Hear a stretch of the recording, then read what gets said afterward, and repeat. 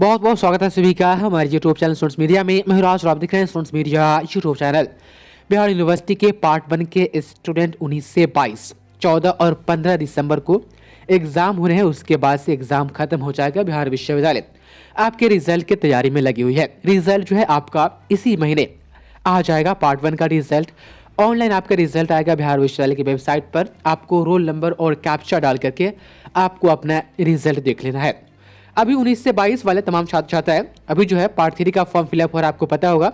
साथ ही promoted part 1 का और पार्ट 1 में जो प्रमोटेड है और पार्ट 2 में जो प्रमोटेड है उनको कहा गया है 18 से 21 वाले के लिए कि पहले आपको प्रमोटेड वाला फॉर्म ऑफलाइन फिलअप करना है कॉलेज में जाकर के। उसके बाद से ऑनलाइन आप पार्ट 3 का फॉर्म भरेंगे। उसके बाद से 19 से 22 के पार्ट 1 के लगभग सैकड़ों छात्रों ने ये कमेंट करके पूछा है, साथ ही फोन कर करके भी ये पूछा है कि प्रमोटेड क्या होता है, हम प्रमोटेड होंगे तो हमें क्या करना होगा।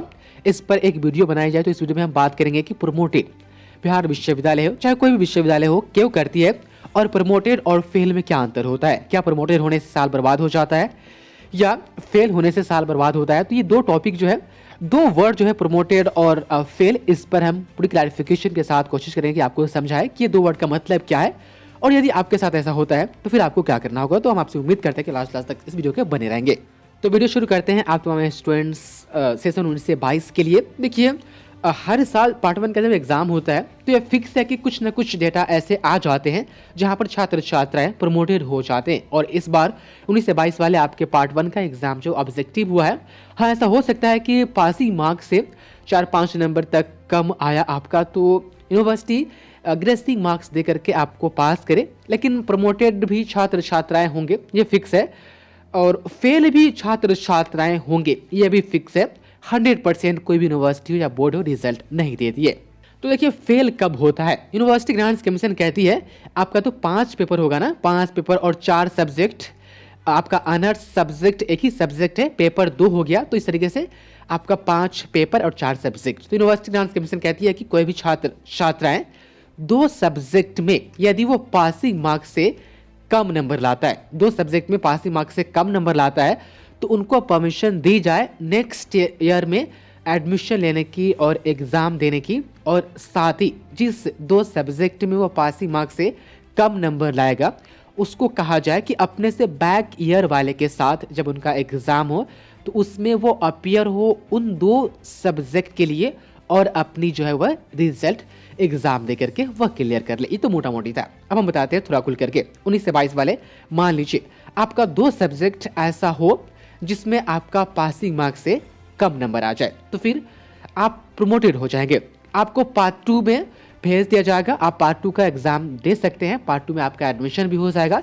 लेकिन वो जो 2 सब्जेक्ट होगा जिसमें आपका कम नंबर आया होगा, उस 2 सब्जेक्ट का आपको फिर से एग्जाम तब देना होगा जब बिहार यूनिवर्सिटी में पार्ट 1 का एग्जाम कंडक्ट करवाई जाएगी। तो कब? 20 से 23 वाले के साथ। देखिए 2 सब्जेक्ट जो है वह ज़्यादा से ज़्यादा 2 सब्जेक्ट है। यदि आप 3 सब्जेक्ट में आपका पासिंग मार्क्स से कम नंबर आता है तो फिर आप फेल हो जाते हैं। फेल होने की स्थिति में आपको होता है कि आपको 1 साल पूरा बैक हो जाना पड़ता है। आपका सेशन भी मैच नहीं करता है। 19 से 22 वाले मान लीजिए आप तमाम छात्र छात्राओं में से कोई एक छात्र जो है वह फेल हो गया, मतलब कि उसका 3 सब्जेक्ट में पासिंग मार्क्स से कम नंबर आ गया, तो फिर यूनिवर्सिटी उसको फेल कर देगी। फेल हो गया तो फिर उसको 1 साल बैक होना पड़ेगा। अब उनको पार्ट 1 का एग्जाम फिर पूरे पेपर का देना पड़ेगा 20 से 23 वाले के साथ। पार्ट 2 भी वह 20 से 23 वाले के ही साथ देंगे, पार्ट 3 भी वह 20 से 23 वाले के ही साथ देंगे। तो फेल में यह होता है कि आपको 1 साल बैक हो जाना पड़ता है और आपका सेशन जो पकड़ा नहीं पाता है अपने से पिछले सेशन वाले के साथ, वो सारी एग्जाम देते हैं। हम पार्ट 1 की बात कर रहे हैं।